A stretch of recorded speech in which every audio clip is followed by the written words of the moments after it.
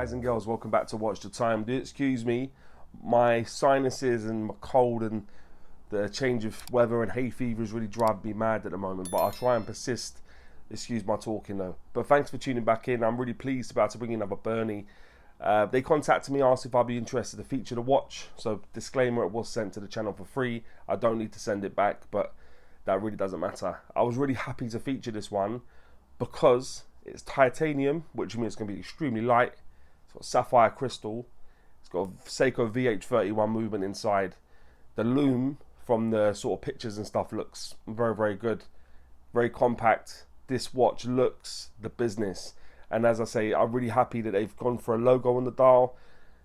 Just because I feel like with the name Berny written, it looks like a personalised watch. Otherwise, it's not really ideal. I know it's something that a few people have problems with, and I must say I'm not a massive fan. So I don't know what I feel about the logo, but I think the logo is still better than script writing with Berny, personally. But will it hit the spot? Will it be as good as it looks in the sort of pictures and little videos you can see? I guess there's no time like the present to find out. So thanks for tuning back in. I will leave a couple of links in the description. Please feel free to use them. But as I always say, it's about that time to get the camera turned around and get on with it. Hi guys, so this is the watch. Usual packaging from Berny. Outer sleeve. Inside it's got a box, gold coloured with bits of writing on there, along with Berny, obviously. Inside you have a cushion, keeping it safe in transit. It does also come with a lot of wrapping and stuff. This is the hang tag that it comes on, because this is the model number T2566M C1, probably for the different colour variations and stuff. You have got an instruction manual down the bottom, quite a big one.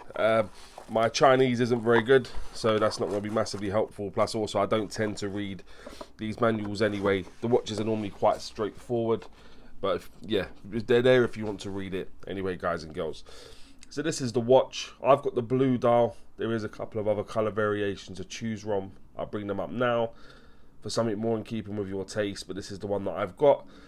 As I already mentioned, the model number is the T2566M. Excuse me guys, my allergies are playing up, so I've got a bit of the sniffles. Do bear with me, but we'll persist with the review. Inside it's running a Seiko VH31 movement. I'll bring some information up about that movement now. Mechaquartz movement. This one's good in the sense that also it is a non-date variant, and there is no date on this watch, so it's nice to see they haven't got a ghost position. I'm sure it doesn't bother a lot of people, but it definitely irritates me having that on my movement. These movements do really cut the difference between a quartz and an automatic, given the fact you get a bit of both with the battery obviously operating it, and you got a bit of a sweep going on there. Also becoming quite liked in the watch community now, and I can see why, to be honest with you. So yeah, that's the VH31 movement inside. The construction of the watch, aside from the crystal on the strap, is titanium, and you'll be able to see that with the finishing. So that's the case back, which is unusual. Normally they do go for a stainless steel case back. They've gone for titanium on this one. The case itself, bezel, pin buckle clasp, and the catchers for the strap, they're all titanium. So there we are. That's also going to help with the weight, which we'll see in a moment. The case thickness of the watch is very thin. It's 9.3 millimeters. You can tell it's very thin just from looking at it. The case diameter on this one, I'll go for the 9 to the 3, because that's where the crown isn't on this watch.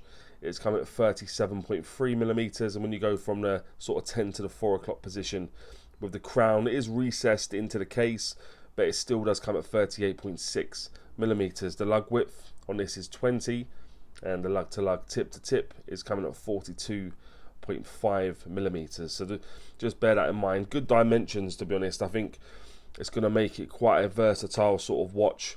It is a military inspired watch, but it is going to make it quite versatile nonetheless because of the dimensions. The case back, I already showed you, that's got some information on there about the watch and stuff we're going to go through now. Titanium, as I mentioned, this is pressed down. So normally what you would do, there'll be like a little catch, just it's up there at the top. You put a little bit of metal and pop it up. Quite easy to do. So when the time comes, you can change the battery and then pop it back on, and job's a good one. So there you go. The bezel, as I've already mentioned, is a fixed bezel, titanium also. same finishing as the rest of the watch. And the crown is situated down the 4 o'clock position. It's a push-pull crown, and it's sterile. So yeah, no, not signed. The strap is canvas. Nice to see that they've reinforced the canvas, because obviously when you keep putting it in and out, it can start fraying. So the reinforcement is a nice addition there. And the pin buckle clasp, again, not signed, so something to bear in mind. But as I did mention a moment ago, it is all titanium in construction. The crystal covering the dial is sapphire crystal. And you can see that has got a fair bit of AR coating on there, guys, because it's not showing up all my studio lighting, which some watches do. So that's a nice addition there.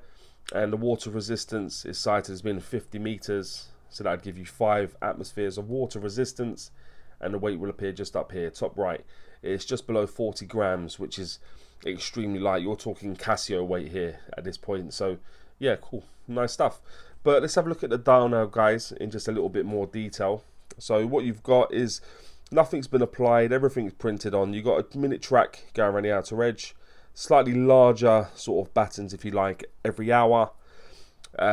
Inside that you've got numerals going from sort of 60 minutes larger. Inside that you've got sort of 12 hours, so obviously telling the time in terms of 1 to 12 and stuff like that. So yes, all loomed as well, guys. So the hands and indices is all loomed. I'll bring that up now.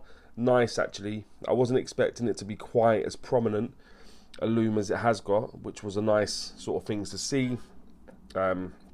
Nice little surprise there. But yeah, there you go. So yeah, nice loom.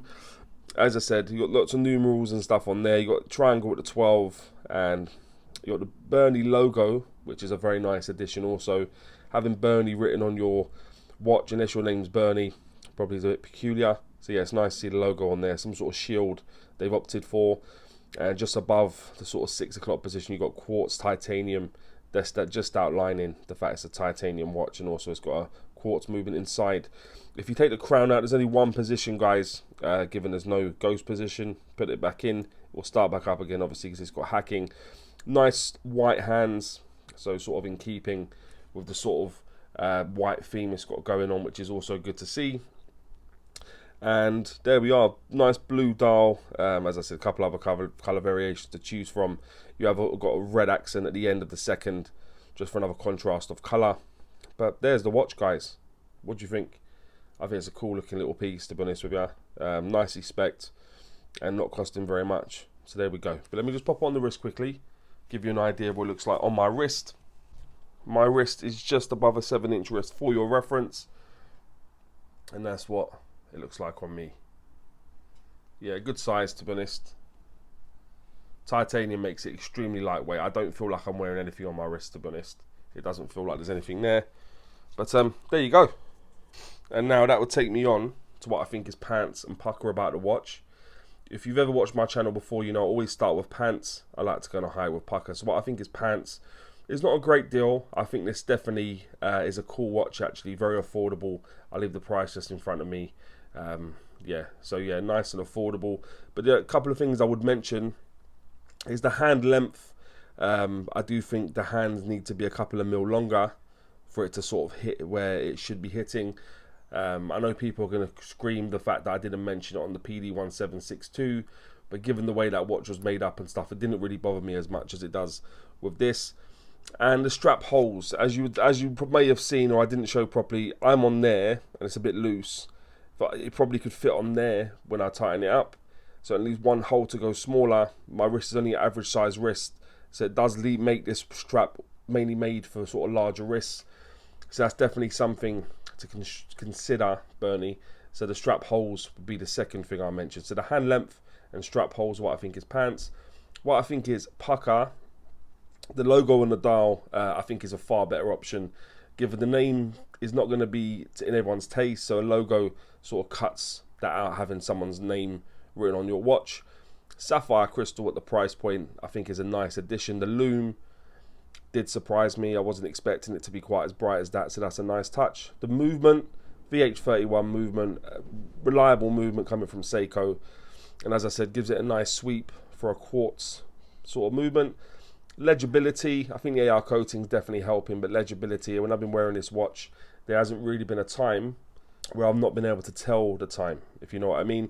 The weight, yeah, the weight as well, given the fact it's a titanium watch and a canvas strap, not weighing very much. And the price, I think the price for what you're getting, Seiko movement, sapphire crystal, the construction you're getting, yeah, titanium, very, very nice. Reminds me a little bit of a Loris that was doing the rounds a little while ago, like Gold Dust. Now you can't really buy them, but Berny have definitely stepped up and hopefully have produced a watch that sort of is in your taste. But just to surmise what I think is Pukka is a logo on the dial, sapphire crystal, lume, movement, legibility, weight, and price are what I think is Pukka. And would I recommend this watch to you guys and girls?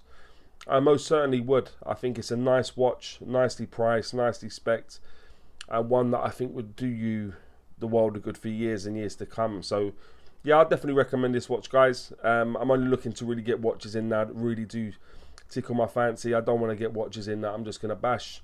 So that's why you'll see more and more that I do like, because I think they look really good watches. But I'll always keep it 100. If there's not one that's sort of in keeping with what I thought or your taste, I would also mention that. But guys and girls, please let me know what you think about this watch, and maybe any other watches you may want to see on the channel. And as always say, don't forget to like, subscribe, and always watch the time. Take care, guys. All the very best.